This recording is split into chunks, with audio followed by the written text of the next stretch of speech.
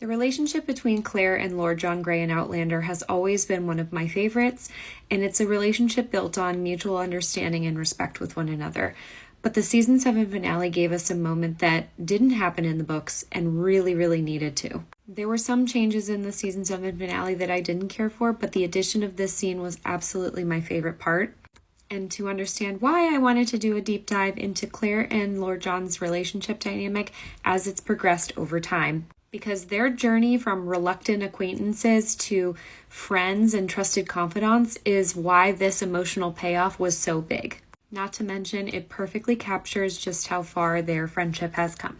As always, spoilers ahead for the books and the TV show, so if you are looking to avoid those, please do keep on scrolling. So when Claire first meets Lord John Grey, he is 16 years old, and it is 2 days before the Battle of Prestonpans, and he introduces himself as William Grey, Viscount Melton, after he attempts to attack Jaime. And Lord John attacked Jaime because he heard Claire's voice and assumed that she was being held captive by him and wanted to make sure that he did the honorable thing and tried to help her in her escape.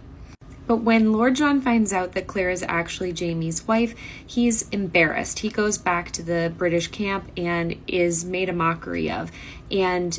that deceit and confusion around the scenario and how Claire would ever be married to someone like Jaime, who was a known outlaw at the time, sticks with him for a very long time. In the books, however, Claire actually yells at Jaime for poking fun at him and pestering him and threatening to kill him in the books. And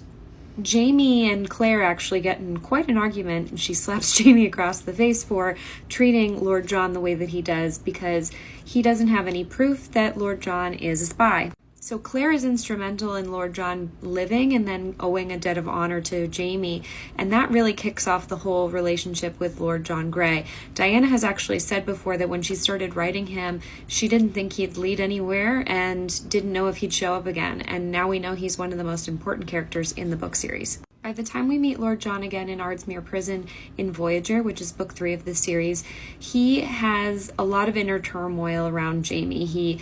resents him deeply, but he also knows that his debt has been paid by Hal, who let Jaime live after the Battle of Culloden. But while Jaime is in prison, Lord John cannot inflict any harm on Jaime whatsoever. At this point, John is 26 years old, and he's sent to Ardsmuir after he takes part in a scandal, like a duel that resulted in a scar on his face, and he has a lot of hatred towards everything that took place during Culloden because his lover, Hector, ended up dying in that battle. When John sees that Jaime is in Ardsmuir Prison and thinks of the night he first met Jaime, he actually curses Claire because the resulting implications of him letting him go free and back to the British camp was that John was made fun of so bad.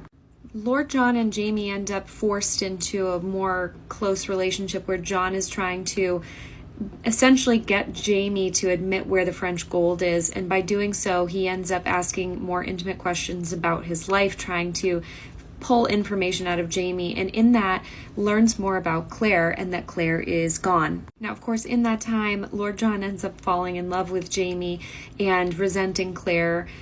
because Jaime loves her so much, and there's a whole other video I could make about the whole dynamic between Jaime and Lord John, and I'm sure at some point I will, but there's a deep-seated feeling in Lord John's gut that Claire is someone he is jealous of because she has all of Jaime's love even though she is no longer with him. By the time Lord John is the governor in Jamaica and he runs into Claire and Jaime again, Claire has been gone for 20 years at this point, and Lord John had convinced himself that she had died. At first, he doesn't realize that Claire is Jaime's Claire, and so when he's made aware of that information, he is caught completely unaware, and Claire recalls thinking that his reaction was both puzzling and disturbing. Claire actually catches Lord John and Jaime in an embrace, and she sees a look on John's face that she instantly knows is love, and she has this sickening feeling in her gut that John is not someone who could be trusted. In the books, she describes his look as naked hunger, and that blood rushed to her cheeks when she witnessed it, like it was something she shouldn't have seen. This is because Jaime had told her about his experience in prison, and she had knowledge of what men did in prison, and especially given Jaime's past and what happened to him with Black Jack Randall, she has a very big worry in her heart about Lord John and his intentions. And when Claire and John finally do get down to brass tacks in chapter 59, it's almost like they're playing a game of chess with one another, trying to figure out their significance in Jamie's life and prove that they are more important to him than the other person is. And John lets it slip that he believed Claire to be dead and asks what she knows about William, and that is the first big bomb dropped on Claire's life because she had not been told about William at that point. John ends up telling Claire about William, the circumstances around how he became his stepfather, how John had offered to take William in, and Jamie actually kissed him in thanks when he agreed to. And Claire has a really funny comment where she says she was glad that she didn't know who John was when she first met him on the ship because she liked him then. And John mirrors her sentiments and said he liked Claire too before he knew who she was. By the time we get to Drums of Autumn and John brings William to Fraser's Ridge, Claire actually thinks of John as an idiot, deceitful, wicked, and conniving for bringing William to Jamie in putting him in such an awkward position. She still harbors this deep resentment towards John and doesn't understand why he would bring William to this place, knowing that Jamie could be very hurt if Willie finds out that he's his dad and rejects him. One of my favorite admissions in the book is that Claire has always had sound reasons to dislike him since he admitted he had passions towards her own husband, but she's never seen a trace of recklessness or cruelty, and John has always struck her as an honorable man. John also can read Claire very well, and Claire admits that it's one thing for Jamie to be able to read her thoughts, but she's not comfortable with a total stranger being able to walk in and out of her mind like John does. And that comes to a head when John is sick and Claire is taking care of him, and she has an entire passage where she realizes she's jealous of John and Jamie's connection because John is a very intelligent person that clearly can go back and forth with Jamie in a similar intellectual way that her and Jamie can. And in the passage, she remembers that Frank used to leave and have relationships with other women, and she felt that jealousy with Frank, and it's a very similar sensation she's experiencing with John. When John is leaving the Ridge, he tells Claire that he often had wondered what Jamie had seen in her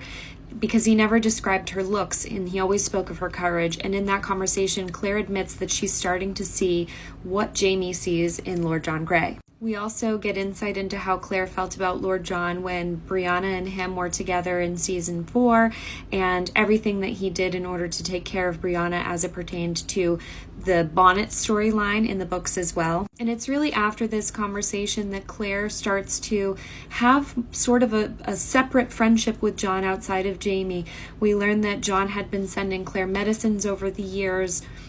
and she's often reminded of the time that Jamie had his friendship and she was absent, and she misses out on so much time with Jamie, but she over time grudgingly admits that she's glad that Jamie was able to have a friend in one of the darkest times of his life. Which is why when we get to the moment when John protects Claire by marrying her and the two of them mourn over Jamie together, it makes sense to me that they reach this point with one another because it slowly built over time and over years and years and years, that respect they had for one another, the understanding of how John feels about Jamie and how Claire is always going to be the one that has Jamie's heart, but Claire makes space for John in their lives. I understand a lot of people being uncomfortable with how the scene between her and John played out when they were both mourning Jamie, but if you can break that apart and look at their relationship dynamic through a broader scope, you see two people that share very similar feelings about one person together and have also grown their own relationship outside of him. And you have to appreciate that for what it is. And I think the book is able to dive into that much deeper by getting a lot of insights into how they feel about each other throughout the storyline, but they never had a conversation like this in the book. For me, as a book reader, it felt like this scene was necessary and missing, and so the show being able to plug it in this particular moment was so rewarding for me. Especially this line here where they say they saved each other, because that's truly what they did for one another. And as we move into season 8 and books 9 and 10, that becomes more true as Lord John ends up in a situation where he is going to need saving once again by the Fraser family. And I have no doubt that Claire will play an important role in that as we move forward in their story.